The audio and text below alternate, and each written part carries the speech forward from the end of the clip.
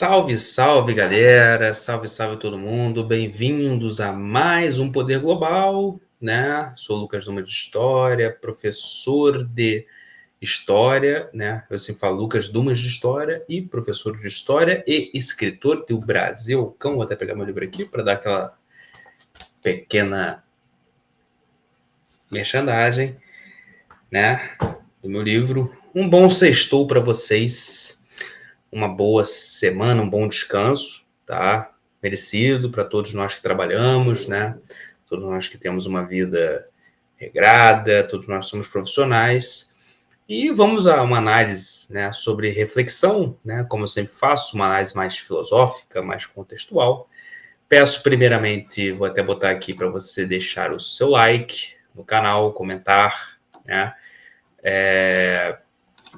Dar aquele pequeno comentário, porque a gente sempre responde, se você quiser, enfim, dá aquele likezão bonito e vamos nessa. Vamos fazer a nossa análise semanal sobre um tema, vamos dizer, polêmico, mas necessário, que é a nossa geração Z. Então, mais uma vez, peço para você deixar o seu like, se inscrever no canal, ó, como está aqui, né? E vamos lá, né? Vamos começar aí nossa análise semanal. Existe uma teoria muito interessante na história, e eu sou professor de história, eu posso falar sobre isso, na historiografia, que basicamente dá a seguinte frase: homens frágeis geram tempos difíceis. Tempos difíceis geram homens fortes, ou lideranças fortes, como você quiser colocar. Lideranças fortes geram tempos fáceis. Tempos fáceis geram homens frágeis. Isso se diz que é um ciclo da nossa história. E que é bastante interessante. Eu acho uma teoria bastante válida, porque se a gente olhar a história, desde o século XX, principalmente até o século XXI, a gente vê isso acontecer de uma forma bastante interessante. Para eu explicar a geração Z, eu tenho que olhar essa teoria e olhar a história. Beleza?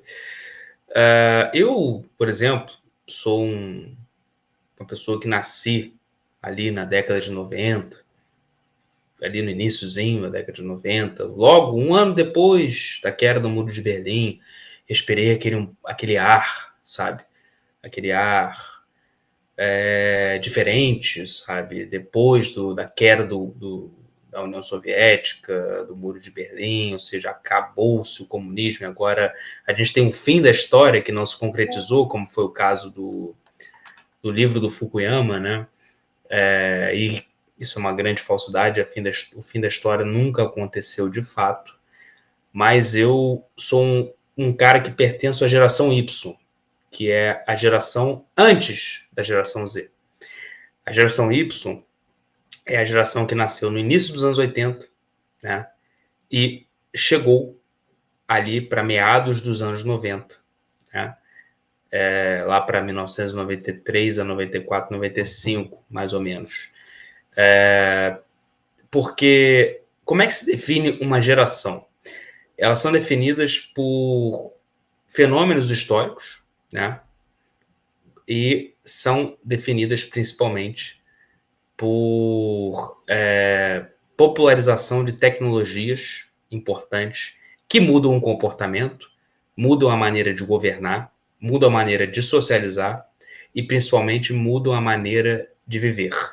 É isso que define uma geração, e essas coisas de geração Y, geração Z, geração Baby Boomers, né, e geração X, são definidas principalmente pela tecnologia. Eu vou falar disso mais para frente. Mas, basicamente, eu faço parte da geração Y, a geração que vem antes da geração Z. Eu sou aquele que viveu o período do fim da Guerra Fria e eu me adaptei à internet. Eu não nasci com a internet, eu me adaptei a ela. Isso é o que condiz a geração Y. Eu vou explicar isso mais para frente. Mas vamos seguir aquela teoria antiga. Tempos fáceis, né, geram, sabe, tempos geram homens frágeis. Aliás, lideranças frágeis. Lideranças frágeis geram tempos difíceis geram lideranças frágeis, e lideranças frágeis geram tempos difíceis geram lideranças fortes geram tempos frágeis, e aí vice-versa. A geração dos meus pais, que foi a geração X, mais a geração dos meus avós, que foi a geração dos baby boomers, viveram tempos difíceis, muito difíceis, por conta dos tempos fáceis que os meus bisavós, ou pais dos meus avós, ou avós dos meus avós viveram. Como assim? Como assim os teus bisavós viveram tempos fáceis?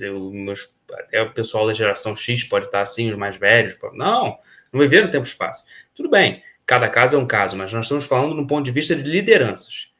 Porque no final da Primeira Guerra Mundial, lá para 1918, na década de 20, o mundo viveu tempos fáceis, tempos de prosperidade. Procurem saber o que foram os loucos anos 20, da década de 20.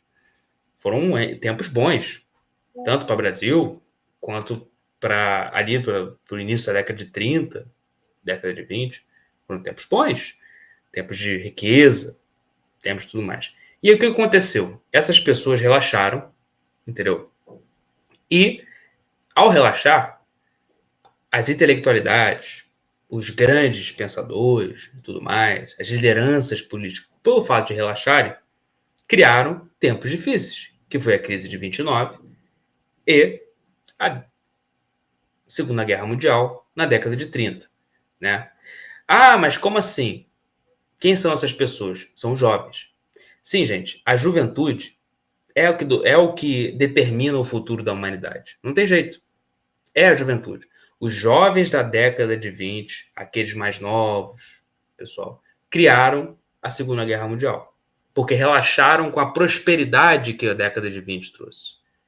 Entendeu? E aí, trouxe para 2 décadas seguintes tempos muito difíceis. Quer ver um exemplo? O Chamberlain. Chamberlain foi um jovem na década de 20, né, inglês, que achou possível negociar com Hitler, porque ele era um cara aficionado pela paz, independente de qualquer coisa.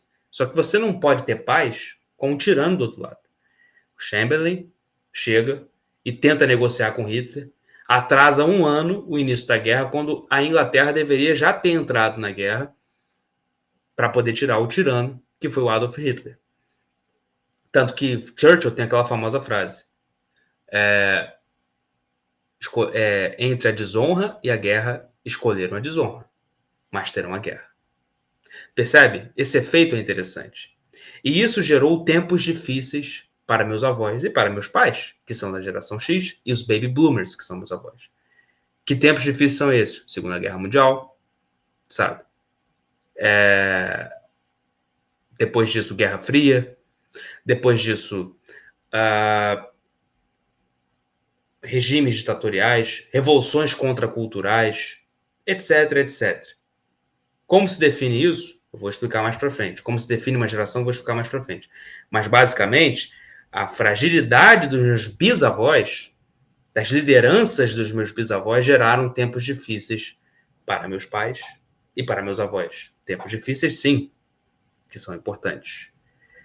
Porém, no caso dos meus avós, pais, tios, etc., da geração X e da geração Baby Boomer. Que geração é essa? Os jovens Baby Boomers dos anos 60. E os jovens dos anos 80, que são meus pais, geraram tempos fáceis para a geração Y e a geração X, a geração Z. Por quê? Porque formaram lideranças fortes para lidar com aquele problema. Formaram pessoas como soldados na Segunda Guerra, pessoas que lutaram contra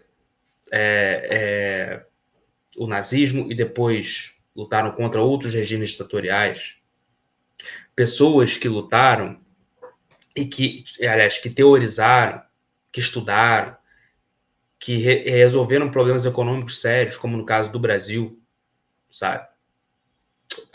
O Plano Real, por exemplo, que resolveu o problema da inflação, foi feito pela geração do meu pai.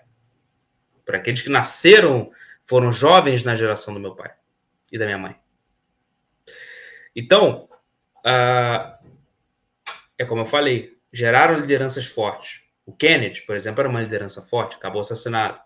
Mas depois veio Ronald Reagan, Margaret Thatcher, etc, etc. Pessoas que foram jovens no tempo dos meus avós e dos meus pais, por viverem tempos difíceis. E aí nós chegamos e geramos a geração Y e a geração Z, que viveram tempos fáceis. Eu vivi tempos mais fáceis, com certeza. Comparado com meus pais e meus avós, eu vivi tempos mais fáceis. Tempos esses em que a economia brasileira, por exemplo, foi globalizada. Eu, por exemplo, eu sempre comparo o Plano Real com os brinquedos que eu tive. Os brinquedos que eu tinha comparado com pessoas que cresceram antes do Plano Real. Tá entendendo? Quem são a geração Y, no meu caso? É o pessoal que nasceu nos anos 80 até meados dos anos 90, como eu falei. E que foi jovem lá para os anos 2000.